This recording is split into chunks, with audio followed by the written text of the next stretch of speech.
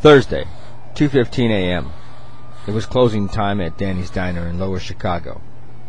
Allison Fay, 25-year-old waitress, had the unpopular job of cleaning the place up and closing for the night. Since business was slow and her tips were scarce, Allison decided tonight she would ride the subway home instead of taking her usual cab. This was a decision she wouldn't live to regret very long.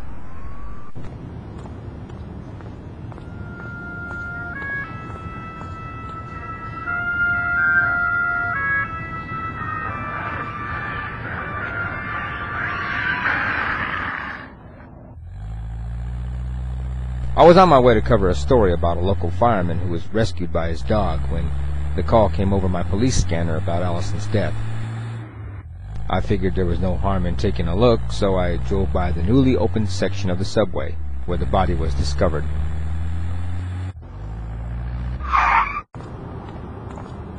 Oh, good God and gravy, that's just what I needed. Poll check.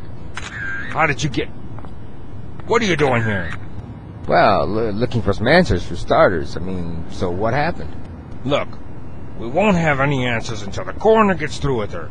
Now, will you get out of here? Now look at her throat. It's practically been ripped out.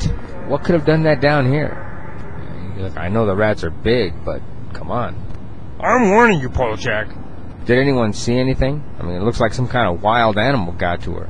Did you check the circus? Are they missing a tiger? No, but I know a newspaper that's missing a jackass. Now beat it. Okay, look. How about I get a couple of pictures? No, absolutely not. Captain's orders. No pictures. Now take off, will you? I said goodbye, Polchak. Polchak! Come! Polchak! Friday, 3:40 a.m. Daniel Newley had just returned from visiting his girlfriend. He would have stayed at her place for the night, but he had an early morning meeting with his boss. This was one appointment he wouldn't keep.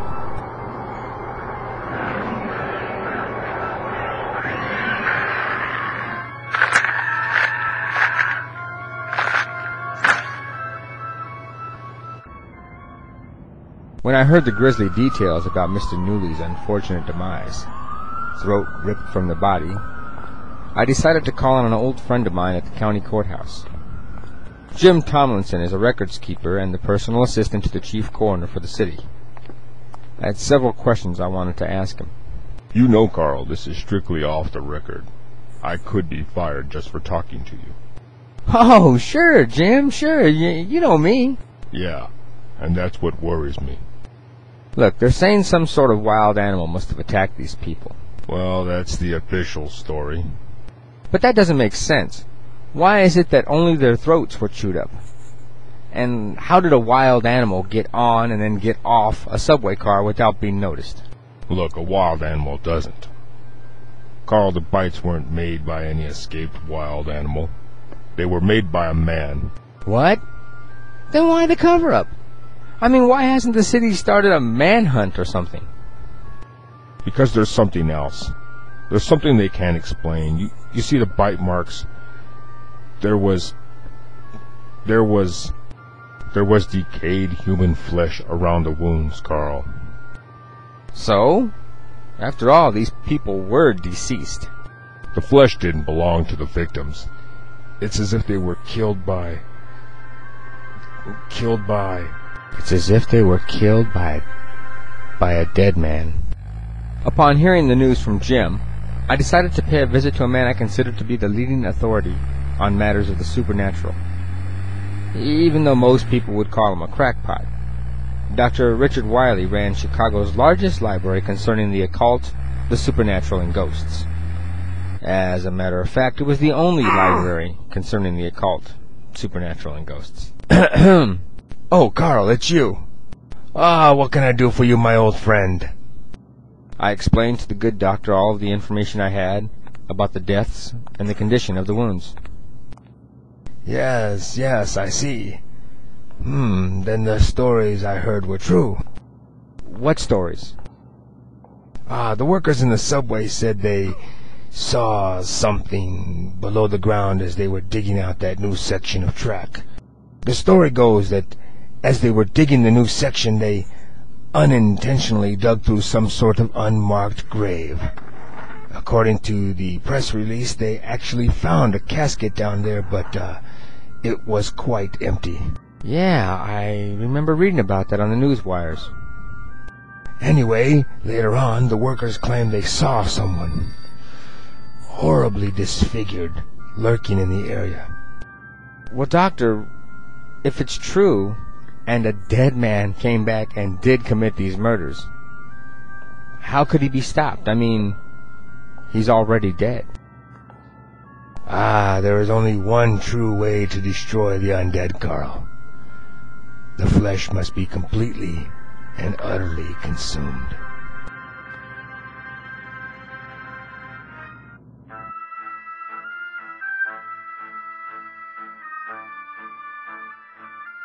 I come across a lot of strange cases, but this one was shaping up to be the strangest. Back at my office, I was working out a plan to find the monster, but then what? Carl, where have you been? So what you're telling me, Carl, is a corpse committed these subway murders?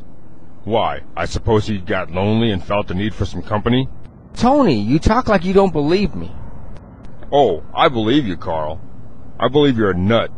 You were supposed to be working on a sweet little dog rescues fireman story, and now I find out you've been running all over the city chasing down some murdering stiff? But Tony, No buts, Carl. I want you to drop this foolishness and get back to some real reporting. Well, I think this is real reporting, Tony. Don't we owe it to the public to bring them the truth? What I owe the public, Carl, is to have you locked up for lunacy. Now look, drop this nonsense now and get back to work, or so help me, Carl, that corpse will have company. Even with Tony's warning still ringing in my head, I decided to return to the subway section.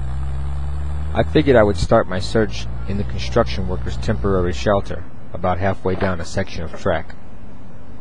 This creature needed to be stopped, and I figured I would be the bait.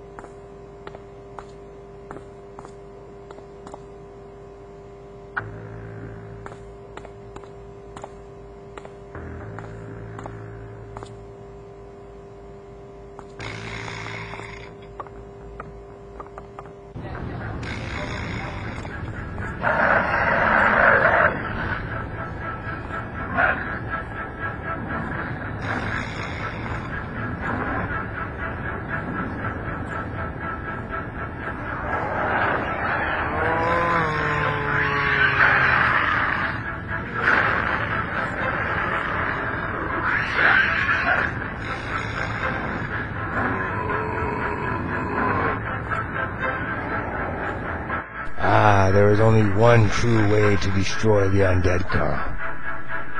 The flesh must be completely and utterly consumed.